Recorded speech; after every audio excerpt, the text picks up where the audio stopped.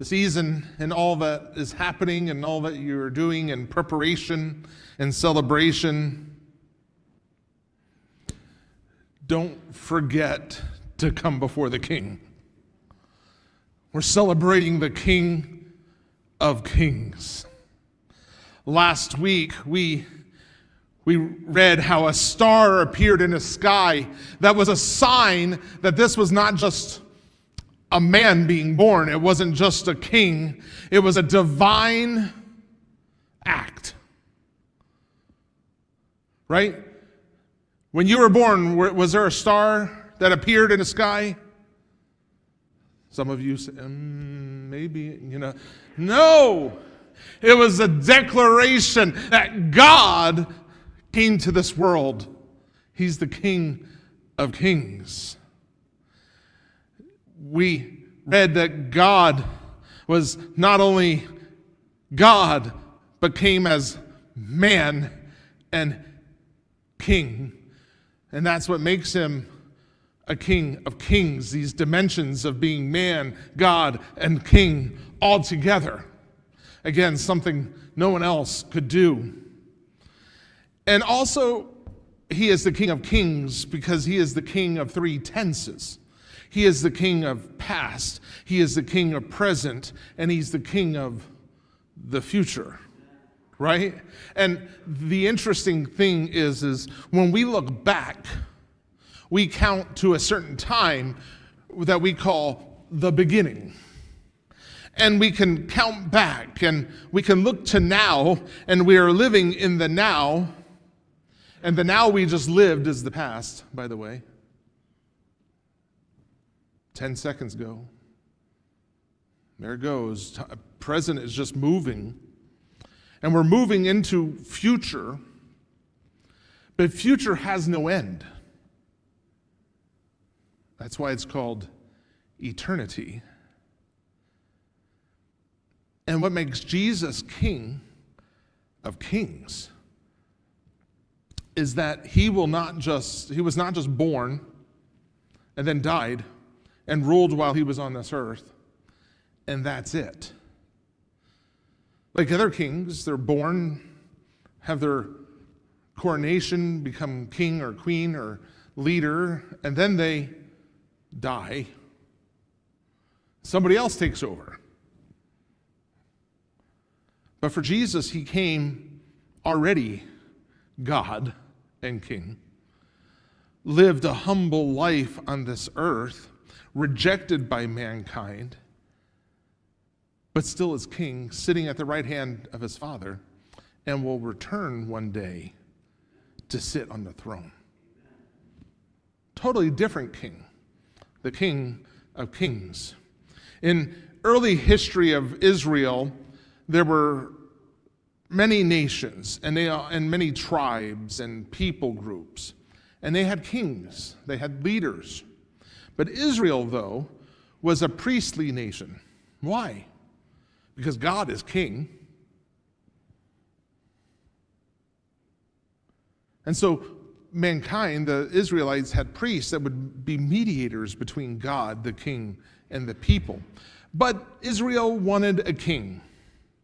They didn't want to be different from everybody else. They wanted to be like everybody else. Everybody else had a king or a leader. We want a king or a leader. Let's not fall in the trap of wanting to be like everybody else in the world. But they wanted that, and so God gave them a king. And that king was named Saul. He is described as being tall and handsome and powerful. Yet he was disobedient to God. It was about him and not about God. God then anointed another person to become king. What's his name? David. And David was going to be the next king. David was a young shepherd from Bethlehem. Very different from Saul. And after being anointed to become king, he was looked down by his family. People rejected him. And even King Saul tried to kill him, and he had to flee. He had to leave Israel for some time. before he would return to be king. King Saul and King David were images of what the scriptures call Adam and second Adam. Have you heard Jesus referred to as second Adam? In other words, there was Adam who came into the world, he was created, and then he was disobedient and fell. And the scriptures talk about a second Adam, Jesus, who is going to come, and he is going to be a perfect man. So there was man, and then there's the man, right? Saul and David really show that image. There's, okay, you think you know what kind of king you want? You think you want a man king? Let me give you a man that looks like a king in your eyes, and he was disobedient. That's like Adam. But then let me give you another man that you'll reject as king, that will have to hide and run, and you'll want to kill. That's the king I would choose. And God made a promise with that King David. A day is coming when the true king will come to this world. And he will be in David's lineage, because David is pointing to a more perfect king. David was not perfect, not by any means, but pointing to a rejected king who would come and rule the land. And David's lineage would lead to the ultimate king coming to the world. And when he came to the world, Jesus, born in the lineage of David, was rejected and killed, but is returning to take the throne. And so as we're thinking about this Advent, this Christmas season, we're going to read some scriptures this morning. I want us to really think about, not Christmas and Advent season is not just about looking back at the birth, even though that's great. But that's like the beginning. We need to be looking now as it relates to then, and we need to be looking to the future.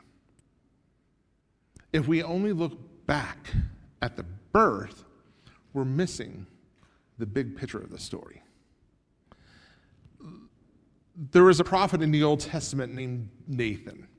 He told David that his throne would last forever. Let's read 2 Samuel chapter 7, verse 16. It says, "Your house," talking to David, "and your kingdom will endure forever before me. Your throne will be established forever." Everybody say forever. So we're talking about a kingdom that still exists today. Are you with me? There's still a throne. Might not see somebody sitting on it, but there is a king, and we're part of a kingdom. David's throne continuing. But I want you to know something, that the throne that David was allowed to sit on, the throne that David passed down to his son Solomon, that throne was not Saul's. It was not David's throne. And it was not Solomon's throne. And it was not any other man's throne that sat on it. If we read in 1 Chronicles 29:23, it tells us, "So Solomon sat on the throne of the Lord as king in place of his father David. He prospered and all Israel obeyed him." Keep that verse up for a moment. It said Solomon sat on the throne of who? Oh, it's the Lord's throne. It was never theirs. It's the Lord's throne. Anything on this earth was created by God, for God. Jesus